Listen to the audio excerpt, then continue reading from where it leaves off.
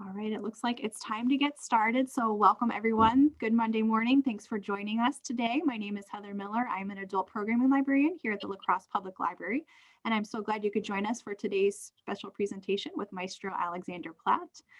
Alexander is coming to us as the director of the La Crosse Symphony Orchestra, and he is also music director of the Waukegan Symphony, the Wisconsin Philharmonic, as well as a curator of concerts at the Museum of Contemporary Art in Westport. So thank you so much for joining us today, Alexander. We're very much looking forward to your talk. It's my pleasure. Every day I spend in La Crosse is a pleasure. It really is. Every day I spend in La Crosse, I fall more in love with this beautiful community. And one of the great emblems of the beauty of this community is as how so many of our cultural and educational institutions, like the library, like the La Crosse Symphony, have been able to forge ahead in this time of COVID. And just as we had this past weekend, a hugely successful series of concerts. We had 2 performances back live at Viterbo for small, safe, socially distanced audiences. And yesterday we filmed with great success our annual Symphony for Youth concert for young people throughout the Cooley region. In the same spirit, I'm getting to talk and hopefully at the end converse a little with all of you to share about the genius of Beethoven, courtesy of you, Heather, and your colleagues at the Public Library. Music, as you probably know, means a lot to me. Music has been, I have very, very little in common ultimately with the titanic, the indescribable genius of Ludwig van Beethoven. But one of the things we do have in common is that music is one of the things that gets me through my life. And one of the other things that has gotten me through my life, especially in my young years, has been the edifice of the library. I believe completely in libraries and public libraries. And when I was a boy who was very much I think you can imagine I was like the tortured young artist as an adolescent. And what kind of got me through my adolescence was our local library, and a brilliant and kindly librarian who was a man of great wisdom and elegance. And it was he who often inspired me to read history and the history of art and music. And I'll never forget Stanley Crane at the Pequot Library in Southport, Connecticut. I'll never forget him. He was one of the greatest people in my life. And I also believe in libraries, and it led me to, do what I can. I hope I, leave you with a better knowledge of Beethoven at the end of this talk, because for the simple reason I did something that some people don't think is very fashionable anymore. And you know what I did to prepare for this talk for you today? I took books off a bookshelf, an actual bookshelf. I did not go to the internet. I went to a bookshelf in my home in Chicago, and I took books off the shelf and read them. And, there's nothing like that, just like there's never going to be, no matter how great the internet becomes. And it doubtless will become greater and more, omnipresent in our lives. There's never going to be a replacement for being able to go into a museum and look at a great work of art in person. There's never going to be a replacement for the immediacy, the indescribable effect of live musical performance. There is never going to be a replacement for the act of, whether you're 8 years old or 88 years old, the act of taking a book off the shelf, this sacred exercise of taking a book off a shelf and physically reading it. This I totally believe in. So as I become more and more involved in La Crosse and eventually get my own place here, I look forward to doing what I can to be a part of all the work the great public library is doing. So Heather, thank you for making me welcome technologically as well. And one of the few blessings of COVID has been that it allows us to develop these technologies like Zoom.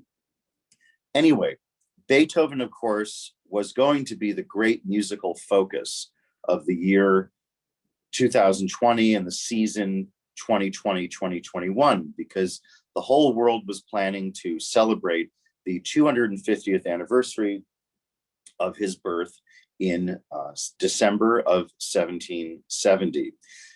Then, of course, COVID intervened, but we still, and rightly so, feel that it's vitally important to talk about and learn and reflect on the topic of my talk for you today, which is, simply put, exploring the genius of Beethoven.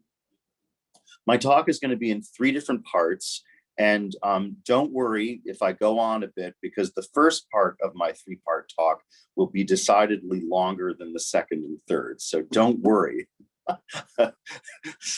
Sunlight is coming. I'm not going to, I won't talk at length for all 3 parts of my talk, but it's divided into 3 sections because for 2 reasons. It allows us to talk about the 3 different facets of his genius, the idea of Beethoven the revolutionary, which of course is quite well known. Beethoven is also the mystic, the traditionalist, the man of serene contemplation. And then Beethoven, one of the ultimate examples in the history of the arts, Western and worldwide civilization, of one of the great stories of Beethoven the individual triumph over adversity. Adversity and a struggle, not only personal, but professional and kind of macro economic, political, the way Beethoven ultimately triumphed over all these levels of adversity. It also allows us to demonstrate these sides of Beethoven's genius via 3 different excerpts, just sharing in the last fully live performance we gave, just literally as it happened, as fate would have it, the weekend before we all went into COVID lockdown. It was the first week of March in 2020, when the Crosse Symphony and I gave what we can now look back on as really a benchmark performance of the Beethoven Fifth Symphony. As you know, this relationship that we've been developing at the LSO, it just gets better and better every year. And the performance of the Beethoven Fifth in March of 2020 literally surpassed my expectations. So with the help of the wonderful Heather, I'm going to my talk will be in 3 parts, each exploring these 3 different parts of the genius of Beethoven, and after which we will play and share with you the first movement, the second movement, and then the third movement, which ties into the 4th movement, the finale of our performance of Beethoven's Fifth Symphony.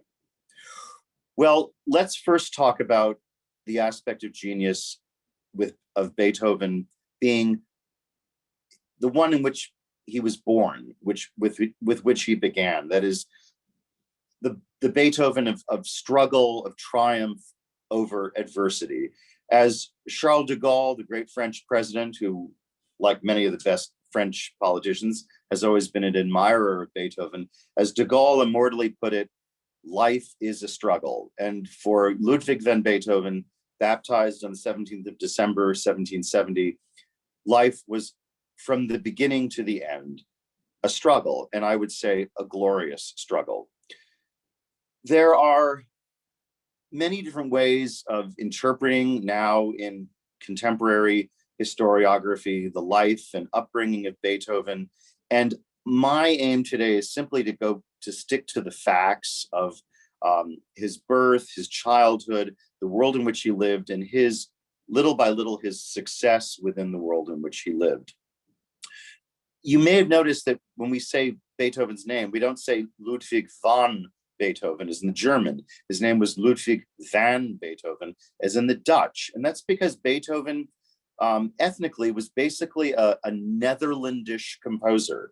His great-grandfather was what they would call a burgher, an enterprising businessman in what we would now call the Flemish part of Belgium. There's a reason why people often compare Beethoven as an artist to the great Dutch painter Rembrandt, and there are very profound similarities in the quality of their art, and it's because they basically came from the same place. So the Dutch and the Belgians over the centuries have rightly claimed Beethoven as one of their own. And it was his great-grandfather's son, Beethoven's own paternal grandfather, who also had the name of Ludwig van Beethoven, who had established himself with great success as the Kapellmeister, the chief court musician to the Elector of Cologne, whose imperial residence was in the German city of Bonn, which, as some of you may remember, was in the post-war years, the capital of the Federal Republic of West Germany. It's always been a rather small German city, but this was the era when what we now see as the Federal Republic of Germany was a hodgepodge of princely states as part of something called the Holy Roman Empire. And it consisted of this truly a hodgepodge of dukedoms and principalities stretching from the Danish border down to the far southern end of the Austrian Empire in Italy. And Ludwig van Beethoven, Beethoven's grandfather, was the very successful court musician to the Elector of Cologne, whose residence was in Bonn. Great success in many ways, well-liked, well-admired. So the Beethovens were at that point a comfortable middle-class family. However, fortunes changed with the life and career of Beethoven's father, Johann van Beethoven, who succeeded his father somewhat in the duties of the royal court in Bonn. He was appointed the chief tenor in the choir and in the opera company, and also had duties as a music teacher and kind of like a pseudo Kapellmeister, if you will.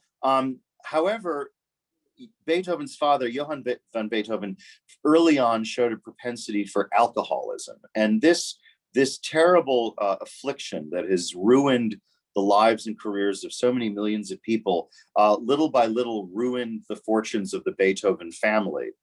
It was into this atmosphere of kind of steady, inexorable decline that Beethoven was born and baptized in December of 1770.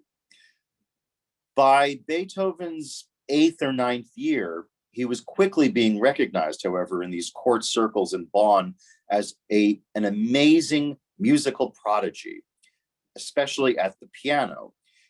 He was already, by the age of 10, 11, being compared to the young Mozart. He was already being seen as another Mozart. He could already play and improvise at sight.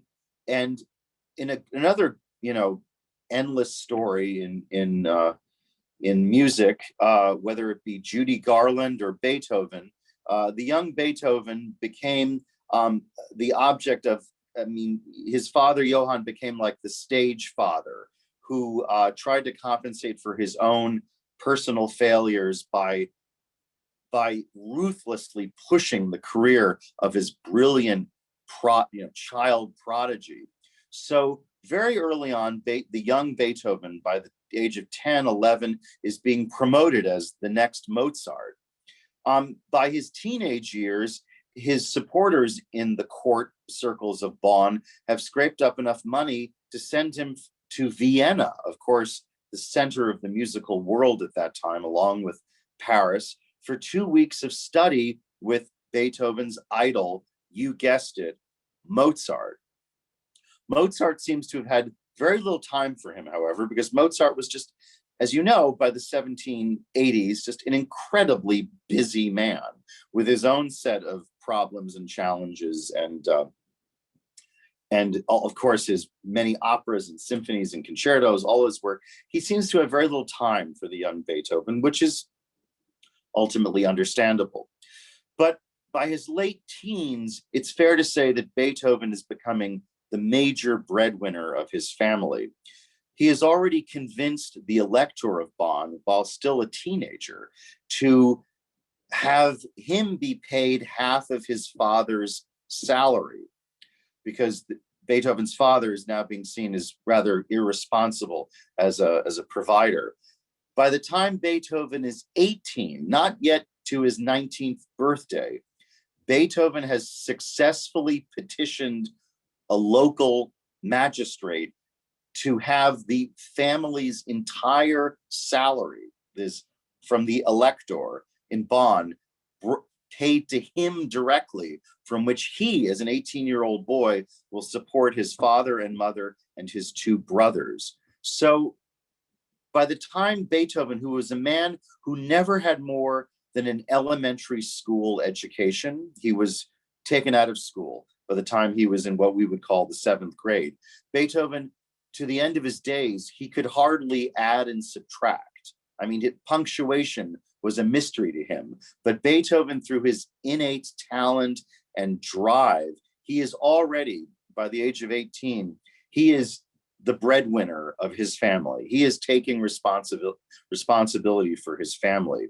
Those family problems would never leave him. And for Beethoven, it gradually became, there were problems that for him were self-inflicted, because he, throughout his life, had very difficult relationships with his two surviving brothers, Karl Caspar Beethoven, who moved to Vienna, as Beethoven eventually did, and became a successful bureaucrat, and then his other brother, Johann, who became very successful as a result of the first French invasion of Austria, Napoleon occupying Vienna in 1805. Actually, as a result of that catastrophe, became a very successful, what we would now call a pharmaceutical executive. He developed a company to help soldiers with their wounded soldiers with their needs. And Johann became Beethoven's very understanding, successful, and very understanding brother through the course of his life and his tortured relationship with him. So throughout Beethoven's life, there's this familial struggle. First of all, it's the struggle with his father, and then the struggle with his brothers. The other struggle Beethoven eventually overcame was his ability to make a living as an artist, to make a living as a composer. Now, by this time, he has full responsibilities as the organist to the imperial court, the elector court in Bonn, and he is developing between Bonn and the imperial Austrian city of Vienna, the capital of this Holy Roman Empire. He is developing assiduously the network of contacts, the network of supporters that he is going to need to sustain him through his entire life. Because Beethoven, even in the 1820s, when he was in middle age and admired by many as the greatest composer alive, money, financial security was always a struggle for him. And throughout, he needed the support of this aristocratic, diplomatic group of people who were his greatest fans and admirers. So in Bonn, he is already developing a relationship with a name you may know, Count Waldstein, who was the dedicatee of the famous Waldstein Sonata. And it was Count Waldstein and the elector in Bonn who enabled Beethoven to make a second visit to Vienna in 1792, this time to formally study musical composition with Mozart's alter ego, the other great composer of the classical era, Franz Joseph Haydn. Beethoven, soon after his year of study with Haydn was complete, was basically openly saying that he had learned nothing from Haydn. He saw, through his own choice, he decided to make his relationship with Haydn more of that of a rival than as a mentor and teacher. And this is strictly by Beethoven's own choice. Joseph Haydn was married, but was childless. And he had so hoped to make Beethoven the son he never had. And Beethoven was very resistant to this. It was kind of a negative part of Beethoven's genius, that he believed in his own powers so much. And this is, the other side of genius, which we have to recognize. It's often egocentrism, that he only had wanted to study with Mozart, but Mozart, of course, had died by 1792. So he had to settle for Haydn, and it was very unfair to Haydn. He had a very good year studying basically strict counterpoint exercises with Haydn, and Haydn was kindly to him to the end of his days. But Beethoven, for reasons that we'll never really explain, set up his relationship with Haydn as a rival, to be emulated, to be matched. as much as that is a negative part of genius, it was what inspired Beethoven to do better and better. So we have to look upon that as kind of the lesson to be learned, is that if you do it in a very healthy, civilized, non-negative manner, it's good to say, okay, well, this older colleague, he wrote something great, or she wrote something great, and I'm going to do just as well as they did. So that's why when, for example, you hear the First Symphony of Beethoven, it's very much a symphony in the style of the late symphonies of Haydn. So there's already this professional struggle, and Beethoven is developing this series of contacts in Vienna. And everyone in Bonn, of course, thinks that when he goes to Vienna, he's going to be the good local boy and come back to Bonn. Well, he never does. He settles in Vienna, never looks back. And to be fair to the good people of Bonn, they eventually cut his salary. So he was no longer receiving that salary as the, quote, organist, end quote, of the elector court in Bonn. And Beethoven had to make it on his own. And he did make it on his own. And he further developed this series of contacts. He's also, in a spirit that we'll get to in a moment, becomes part of this, consciously, I want to say, becomes part of this great kind of Viennese, this great Austrian, this great Central European tradition of a classical musician and composer. And we'll get to that in a moment. But the third part of the struggle I need to talk about is the romantic side of Beethoven, and Beethoven's lifelong inability to successfully to find love, basically.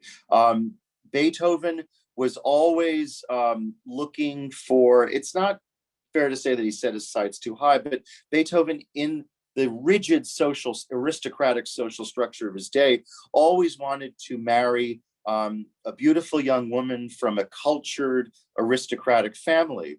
And the response was always that these beautiful cultured women from aristocratic families always wanted to be very good friends with him, but they never wanted to marry him, because already by his 20s, Beethoven is exhibiting those personal eccentricities, which don't exactly make him the perfect match. He also doesn't have a steady, reliable income, because he's essentially a freelance composer.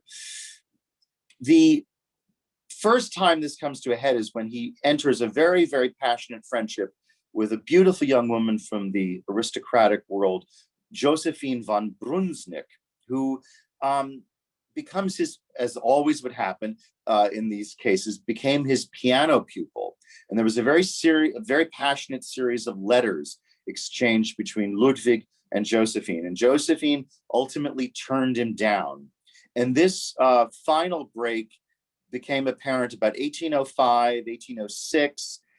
And he knew things were he knew that he never had a chance with Josephine by 1807. And that is the year, as fate would have it, that he was putting the finishing touches on his Symphony No. 5. The very last part, and probably the most important sense in which Beethoven led us a life of struggle. I know you were thinking that I wasn't going to mention it, but one has to mention it. It was, by this point, by 1805, Beethoven was absolutely sure that he was inexorably going deaf. Imagine the greatest composer in the history of music, by his mid-20s, his late 20s, is realizing that he's losing his hearing, an ailment for which certainly then there was absolutely no hope of a cure. By 1802, he writes the famous, what we now call the Heiligenstadt Testament, the letter to his brothers that remained unsent. You know, back in the day when you wanted to write a letter to someone you were having a difficult relationship with, you know, the advice that, you know, everyone gives you and you give other people. You're angry at so-and-so. Okay, well, sit down and write that letter and then put it in your desk and don't send it. That's exactly what Beethoven did. He wrote this anguished letter to his two brothers, again, part of this ever anguished relationship with his brothers, in which he says, I know you can't stand me. I know I'm a misanthrope. I know that I'm impossible to get along with, but do you have any idea what it is like to be the composer, the artist I am, and to be going deaf? And Heiligenstadt was a little village in the countryside outside of Vienna. His doctors thought, oh, Beethoven, go out in the country and listen to the birds and the bees and your hearing will improve. And of course it didn't improve. And he writes this testament that he puts in a drawer and never sends.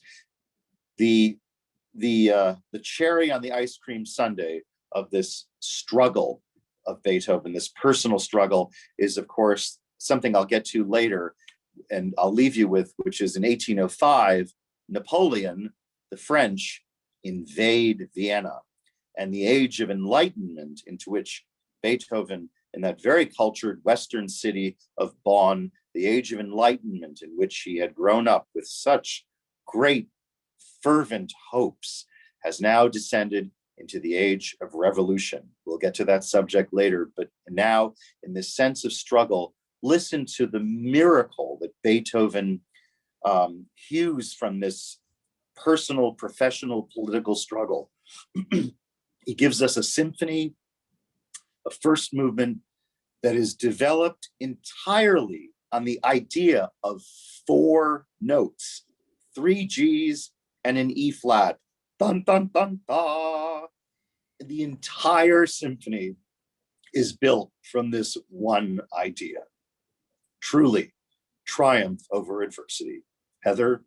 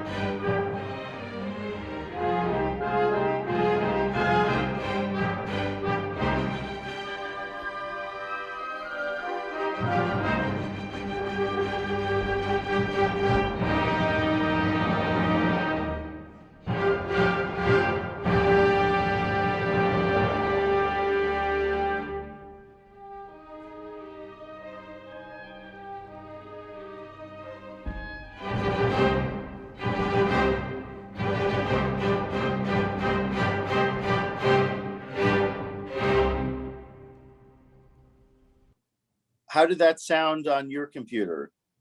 Does it sound okay? It sounds great. Yeah. Oh, great, because on my iPhone it's very compressed, but that's great to know. I'm just watching that performance and just really quite moved as to how our musicians just are able to just again and again surpass themselves. And what a special performance that was. It's just so wonderful to be here in La Crosse with everyone. Well, I think as you realize, that music is the depths of struggle. We are in the heat of battle. We are in the middle of Beethoven's personal struggle in that first movement. One of the miracles of that first movement of the Symphony Number 5 is, it has to be said, his debt to tradition, the Viennese, Austro-German classical style in which Beethoven grew up, in which, no matter how much he liked or did not like to admit, he was inextricably a part. I say that because that work owes, in its whatever derivation it has, in so many ways, Beethoven 5 is a work that is like the Latin sui generis. It is unique. It kind of sprang from nothing. But on another level, it's intensely traditional, because it owes, even though Beethoven would not want to admit it because of his difficult relationship with Haydn, it owes so much more to the music of Franz Joseph Haydn than it does to the music of Mozart. We'll get to Mozart later in Beethoven's Symphony Number 5. That's for a few minutes from now.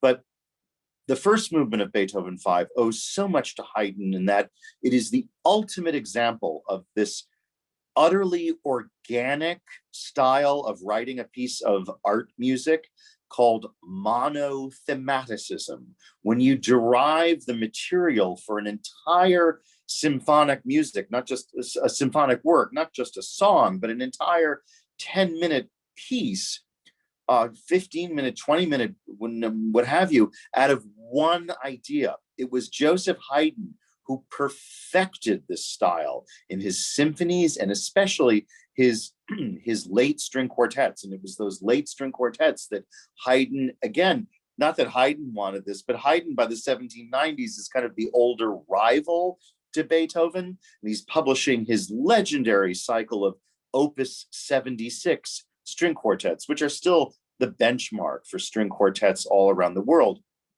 And it's in these late string quartets of the opus 76 that Haydn perfects the monothematic style, where you will get an entire movement composed of like 4 or 5 notes. And Beethoven takes those 3 Gs and an E flat, the dun dun dun da, and from it, better than even Haydn could have done. See what I mean? He sees his rival and he bests him. He draws an entire movement from that one idea in this kind of an emotional intensity which is truly beyond words. Did you notice that even the second theme is derived from that motto of 4 notes, where the French horn goes da da da don don da, and then you get da dee da da dee da. But even in that, the answer is da da da dum. Where does this idea come from, people ask? The traditional answer is, it must be said, I know this is not trendy of me, but the traditional answer is the right one.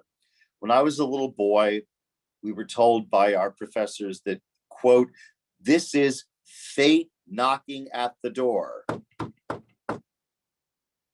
It's often disputed in more fashionable musicological circles that Beethoven himself never said this, but it was invented by his first biographer, Anton Schindler, who was a friend of Beethoven and with whom Beethoven kept regular conversation books, because by the middle of the first decade of the 19th century, Beethoven's hearing is so impaired that he has these conversation books, these little books. I think it was like the first precursor to what we would call texting, where he would scribble something in a book and give it to you. And he'd say, is it going to rain tomorrow? And you'd say, no, it'll be cloudy with partial sun. A front will move in from the west. But I mean, you'd have to converse with him in these conversation books. And Anton Schindler kept a lot of these books. And Schindler was a bit of a con artist. He, like a lot of people in the course of the arts, he tried to posthumously make a lot of money off Beethoven. But the thing is, Beethoven probably himself did say this, because, or if he didn't say it in those exact words, he said it in others, because it's in one of those letters to his friends in 1801, 1802, when he realizes that he is becoming inexorably deaf.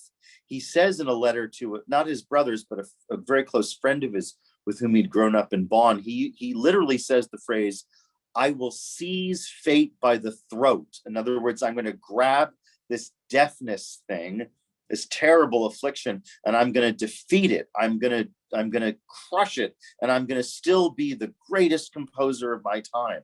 So Beethoven, I hate to say it, to the trendy musicologists, but Beethoven did basically say that. This is fate knocking at the door. And that first movement is, in every way, it conveys his personal, professional, political struggles with his own fate. As I've been saying, Beethoven was, of course, we know of Beethoven the revolutionary, Beethoven the personal revolutionary, in that he wants to be a freelance composer. He doesn't want to be tied down to some imperial position as a Kapellmeister, the way his mentor, rival, frenemy, Franz Joseph Haydn most famously had done, of course, working most of his life for the Esterházys, one of the great second families of the Habsburg Empire. Beethoven, however, was, though it's sometimes he cared not to admit it, a great and devout traditionalist. He did believe in God. We know this from his letters. He believed in the great, maybe not all the specifics, but in the great basic structure of the great Central European tradition of Catholicism, and happily wrote great sacred works in that tradition. He also believed in what had been emerging as a more liberal constitutional version of the Habsburg monarchy. When he was a young man in Bonn, he had written a very moving cantata on the death of the Austrian emperor, Joseph II.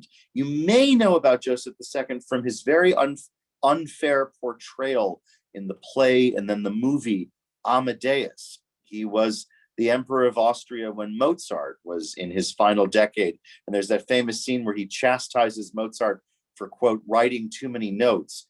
Joseph II was really like the George Washington of Austria. And it was he who tried to establish a small L liberal monarchy in which an incredibly diverse group of different of people with different languages, ethnicities, religions could all come together under the Habsburg crown. It was Joseph II, as much as our own George Washington, who literally invented the liberal concept of citizenship, that what you could unite you in a nation was your status, not your ultimately your ethnicity or your identity or your religion or your language, but your being a citizen. And so over in enlightened Bonn, Beethoven had embraced this idea and wrote his first, I would say, masterpiece is a beautiful, heartfelt cantata written on the death of Joseph II. Joseph II, of course, sadly died. He was dead by 1800, succeeded by his brother Leopold. It was Leopold and his ability to his efforts to carry on the liberalizing traditions of the Habsburg monarchy that Beethoven also believed in. It was Leopold's, well, I'm getting ahead of myself. It ultimately, this relationship that Beethoven formed with a liberalizing Habsburg aristocracy saw its greatest flowering in his relationship with the Archduke Rudolph, who was the youngest son of the Emperor Franz, who would then succeed Leopold. And Franz, unfortunately, revived kind of in response, it must be said, to the very frightening aspect the French Revolution had taken on, because as you may know, in 1789, the French Revolution began with the idea of taking the Ancien Regime as into a constitutional monarchy. It then became the bloodbath of the French Revolution. The Emperor Franz turned the Habsburg Empire back into a more autocratic state. But it was the young Archduke Rudolph who, in the great tradition of royal families at that time, being the youngest son, became a cleric. He was ultimately the Archbishop of Slovakia. And he was elevated to being a cardinal. And he developed a very close, intense friendship with Beethoven. When the young Archduke Rudolph was a teenager, in around 1803, he personally chose Beethoven to be his piano teacher. This was not a case of Beethoven working the room with the Habsburg aristocracy. It was the brilliant, young, aesthetic, religious Archduke Rudolph who says, I want Beethoven to be my piano teacher. And this was a very close, profoundly close friendship, kind of a friendship of equals.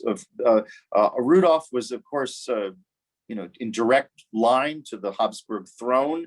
This was not some minor aristocrat. This was, the top of the line. Beethoven, of course, was an archduke, an aristocrat of music, a prince of the arts, as Beethoven himself would always remind his aristocratic friends. He insisted on being treated as an equal. But this was a very profound friendship, and it was a friendship that resulted in some of Beethoven's greatest works.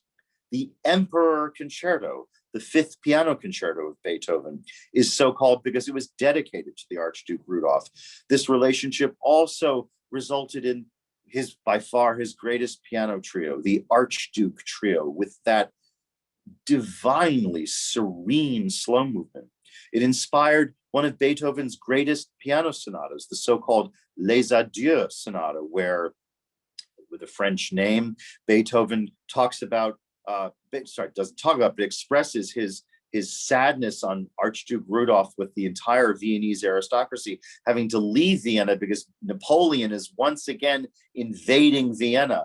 In 1809, the French occupation lasted 2 months, and the entire aristocracy had to leave the city.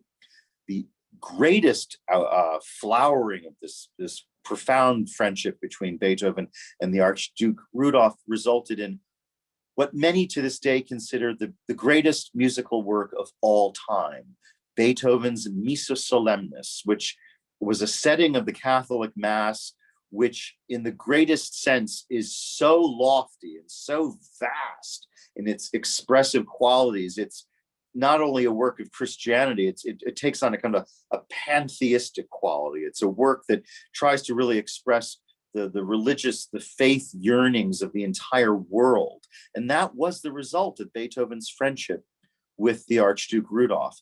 I say this to illustrate the fact that as Beethoven moves into middle life, he becomes kind of aware of the fact that he's never going to have a sustained romantic relationship. The women to whom he proposes will always turn him down. And he instead goes to a series of these platonic relationships with men and women over the course of his life. The greatest example of this is the letter written in 1812 to the immortal beloved, which we now know was a beautiful aristocratic young woman, Antoni Brentano. So it's this kind of traditionalism, musical and personal, which sustains him through the course of his life. There's no better illustration of this than the second movement of the Beethoven Fifth Symphony, which is the opposite of that radically monothematic first movement, in that it is the most traditional of forms in Western music, a form so traditional, it's actually a traditional form in music, musical cultures throughout all the world. I'm thinking of specifically the music of India, of South Asia. It is a theme and variations in the beautifully warm key of A flat major, 4 flats, very warm as a key signature. And it is a a movement of reflection that ultimately becomes a path of glory. Heather, if you will, thank you. Beethoven's second movement of the Fifth Symphony.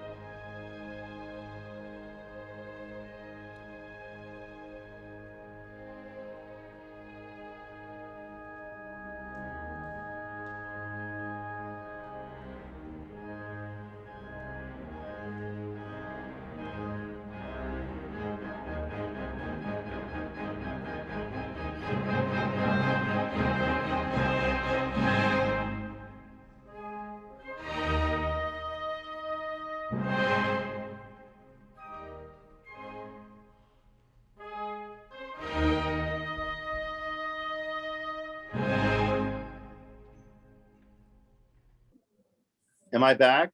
You are, yes. Thank you. Yes. Thank you for playing that beautiful second movement. What a lovely time that was, making music with the LSO there in March of I was going to say 1920. Feels like 1920 because it was so long ago. We've lost all sense of time and space, but that was a beautiful, beautiful time in March of 2020. That second movement, the slow movement of Beethoven's Fifth Symphony. You know, I think we talk a lot about in kind of scholarly life and political life, we talk a lot about the concept of gender these days. And with Beethoven, what I find so all embracing about Beethoven as a cultural figure is that if you notice that in the first movement, it's like, it is, again, to use like the kind of stereotypical kind of descriptions, it is a totally, quote, masculine movement. If you notice the theme, that those three G's in the E flat, and then which then becomes three F's and a D. Have you ever noticed that it's totally singable within the baritonal male voice? The dong dong dong da, dong dong dong da, and then the entire movement is one of struggle, but one of kind of aggressiveness. It's the most aggressive thing anyone had ever written up to that time. No one had written anything like that, not even his hero Mozart. But in the second movement, did you notice how Beethoven completely expands his orchestral palette? We now hear the beautiful, soft tones of the flute section, the woodwinds, these, again, to go to the, I say these as they're knowing stereotypes, but they're part of our culture, so we have to recognize them. That this suddenly this feminine aspect, this very warm and caring and affectionate aspect completely imbues the music. And suddenly Beethoven is not writing for one voice, he's writing for a whole chorus of different people, a chorus of different kinds of voices that culminate in those pealing brass instruments as he gets to the great climax of the movement. So it's like the masculine and feminine traditional kind of aspects being united. And the other thing is about this movement is Beethoven, as I said, the traditionalist, but Beethoven also the mystic. And we forget that there are two sides to essentially to mysticism. There's the serenity, the profound reflection, and you certainly hear that on every page of that second movement, that slow movement. But then you also experience the sense of glory, the glory of creation. And there, Beethoven, once again, though he probably never would have admitted it, was taking a cue from his unwilling mentor, Joseph Haydn, who of course wrote that great oratorio, The Creation, which the meteoric success of which was a major event in Beethoven's youth, his 20s in Vienna. Now we go to another realm in the third and fourth final movements of Beethoven's Fifth Symphony. We move to Beethoven, the Revolutionary. It's here that we really leave the spirit of Franz Joseph Haydn. We leave the sense of Beethoven becoming the ultimate Viennese classical composer, and now going into the realms of the revolutionary and the romantic. And if there is a composer, an older composer whose spirit casts a shadow over the third movement, over the scherzo, it is that of Mozart. We go back to the home key of the symphony, C minor, where Beethoven constructs this unforgettable idea purely out of a C minor arpeggio. Just the chord, the notes of the chord of C minor becomes the most basic building blocks you could have musically, are the source of this unforgettable theme. In this sense, Beethoven was inspired by Mozart, who, of course, with his opera, The Marriage of Figaro, had become a rather uncomfortable figure in Viennese imperial aristocratic circles, because based on a play by Beaumarchais, it is really one of the kind of founding literary works that would inspire the French Revolution. We're in the world of Mozart in two ways, because it was Mozart that in his G minor symphony, the symphony number 40, had also composed a theme from just a minor chord arpeggio, something Beethoven would have emulated. But also we are in a world, the opening strains of the Scherzo of Beethoven 5, we are not in that mystical Christian world of serenity and glory. We are in the existential. We are in an atmosphere of shadows, shadows of light, but shadows of Beethoven's own personal unease, his unending sense of struggle. Beethoven's relationship with his two brothers would be ever anguished, ever complicated. In the year 1812, Beethoven really carelessly got involved in the marriage of his brother Johann, who was by this time a successful business executive, a successful man who did everything he could to care for his brilliant and tortured brother Ludwig. He got really ridiculously involved in Johann's marriage to a very nice lady. And then with his brother Karl Kaspar, in 1815, in 1820, Kaspar had died of tuberculosis, leaving his son Karl in Beethoven's care. But by this point, Beethoven had become such a difficult personality that in a codicil to his will, he had placed his son Karl in the co-guardianship of Karl's mother. Beethoven then began this series of legal battles with the widow of Karl Kaspar to gain sole custody of his nephew Karl. To put it mildly, he put Karl in this poor young boy, in an utterly emotionally suffocating relationship. But to the point where the young Karl in 1826 attempted to commit suicide. Beethoven's relationship with his brothers was utterly disastrous. And it was this sense of eternal unease, his inability to resolve his personal problems, but also the problems of the day that cast the shadow over the third and fourth movements. We have this scherzo idea that is based yet again on that four-note theme. The main theme of the scherzo is once again based on da, da, da, da, this horn call, four little notes that dominate the entire movement. The transition from the scherzo to the finale is the most legendary musical transition in the history of music. Again, in the spirit of Mozart's operas, I keep thinking of Don Giovanni, one of his great final works, an extremely complicated and shadowy work of art. We're in the world of Don Giovanni now, where we think the music and Beethoven's spirit is just going to disintegrate. Beethoven is going to collapse, but it is out of that disintegration that we have this mighty crescendo into which Beethoven resolves all of his problems, personal and political, into the glorious C major of the symphony's Sonata Allegro finale. This finale is legendary and revolutionary for more than one reason. Beethoven here, for the first time in the symphony, adds a trombone section, a low brass section, something no one had ever done before. And then at the other end of the spectrum, adds the kid sister of the piccolo to bring this beautiful extra color, like the silver lining of a cloud, to the woodwind section. So he adds to the highs and the lows, creating in one fell swoop the modern orchestra of the 19th century, the orchestra of the Romantic age.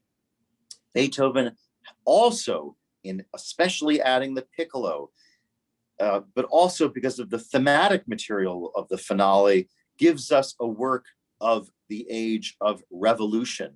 The thematic material led by that piccolo. You may know of that famous painting by the French revolutionary romantic painter Delacroix of the three revolutionaries, and One of them plays the piccolo. This also was the inspiration for a famous American revolutionary painting. The piccolo, the fife, was literally, along with the drum, the instrument of the French Revolution.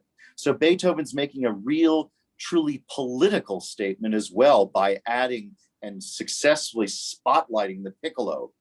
The thematic material of the finale is also loosely based on French revolutionary songs. Remember, this is the age of the Marseillaise, which to this day is still the French national anthem.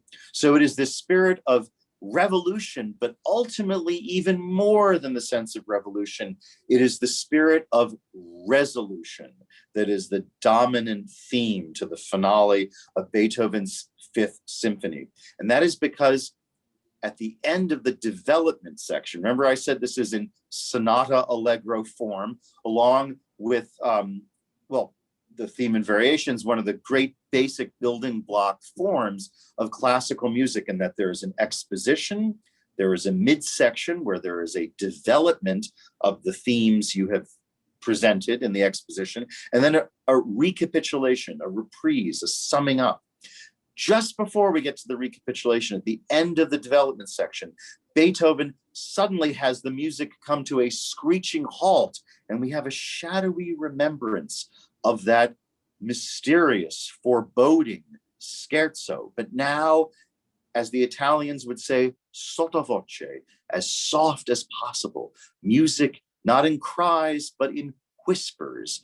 And again, we think we are at a moment of disintegration and defeat, but it is out of that we get the incredible, radiant C major resolution of the recapitulation, which then builds into the greatest coda, another Italian word, tag, a tail, the ending to the ending, the final pages of the finale, in which the revolutionary idea is married to, yes, you guessed it, the motto theme, those four notes, the da-da-da-dun, da-da-da-dum, as the great uniting force. It is that spirit of resolution, personal, professional, spiritual, even political, that Beethoven gives us his scherzo and his crowning finale to his Symphony Number 5.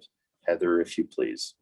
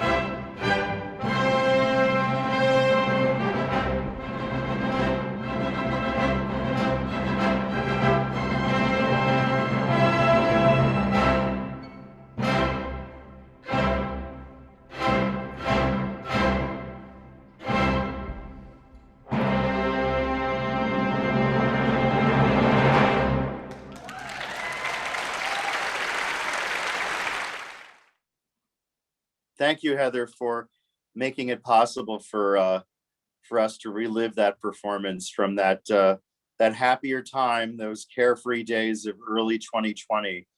I hope everyone, I hope you've enjoyed this time to share a little about, through words and music, the eternal genius of Beethoven. And I not only want to thank Heather and the great folks at the library, but also the wonderful folks at the La Crosse Symphony, the musicians, the board, our great exec director, Eva Marie Restel, and just the entire La Crosse community that makes these performances possible. So I've had so much fun sharing with you about Beethoven, and thank you very, very much.